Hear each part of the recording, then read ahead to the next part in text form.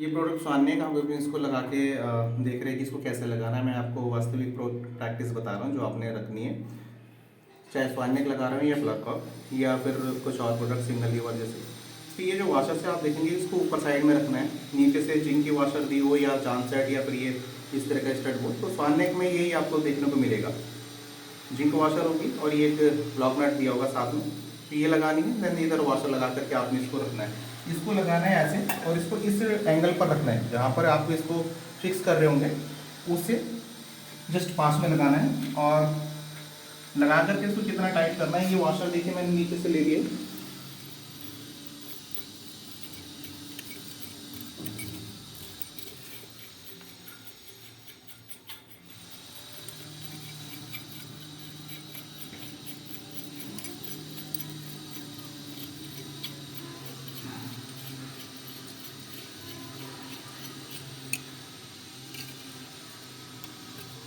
अब देखिए प्रोडक्ट यहाँ पर लग गया है, ठीक है।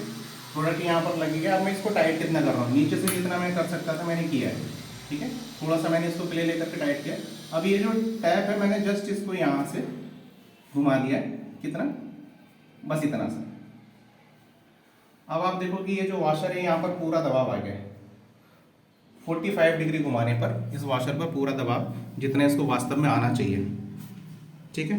अब हम इसको टैप को हिला के देखेंगे, घुमा के देखेंगे, तो ये अब नहीं हिलेगा सिर्फ इतना सा टाइट करने से। और इतना सा टाइट करने में जो थ्रेड से, थ्रेड में कोई एक्स्ट्रा फोर्स नहीं लगा, ये वाशर है, सिर्फ ये वाशर अंदर दब जाएगी। प्रॉपर इसने पकड़ बना ली है।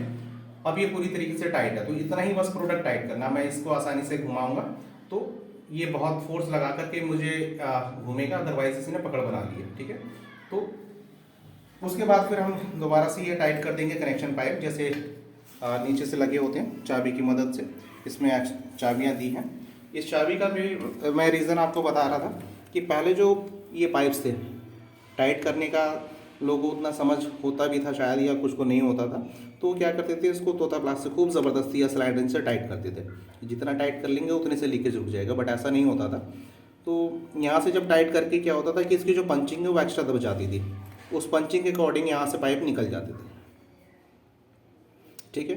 तो कंपनियों को लॉस होता था, वो वारंटियाँ भी देती थी, कंपनी को पता है हम क्या कर रहे हैं और वहाँ पे गलत प्रैक्टिसेस क्या अप्लाई हुई है, इसलिए प्लम्बर की बदनामी हो जाती थी। तो कंपनियों ने फिर एक इसका सोल्यूशन निकाला कि एक चाबी दे दो, और ये चाबी इससे दो फायदे हुए। एक तो इस पर तोता प्लास लगाना नहीं पड़ेगा, दूसरा ये बस उतना ही टाइट करेगा जितनी इसकी ज़रूरत है, ठीक। आप देखेंगे जब से ये चाबियाँ लग करके आई हैं तब से ये जो कनेक्शन पाइप्स हैं इनमें ब्रेकेज के जो कंप्लेंट्स है वो बहुत कम हो गए। दूसरी बड़ी चीज़ है कि इसमें जहाँ पर इसको लगाते हैं वहाँ टूल्स की भी रिक्वायरमेंट कम हो गई।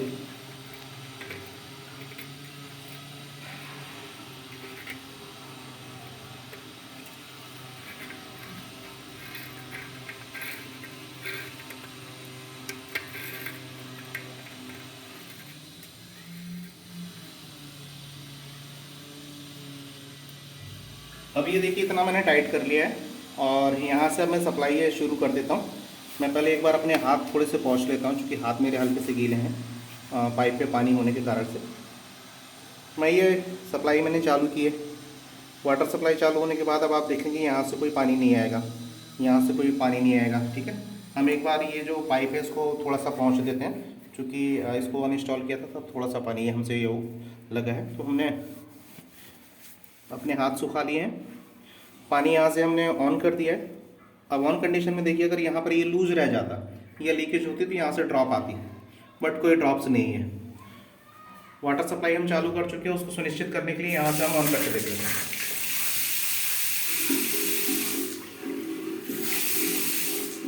तो ये प्रोडक्ट चालू हो गया, मतलब यूज़ में आ गया। और इस तरीके से आप लगा करके आप देखिए कि कभी भी कोई भी प्रोडक्ट आपने ऐसे लगाएंगे तो कभी टूटने वाला नहीं है।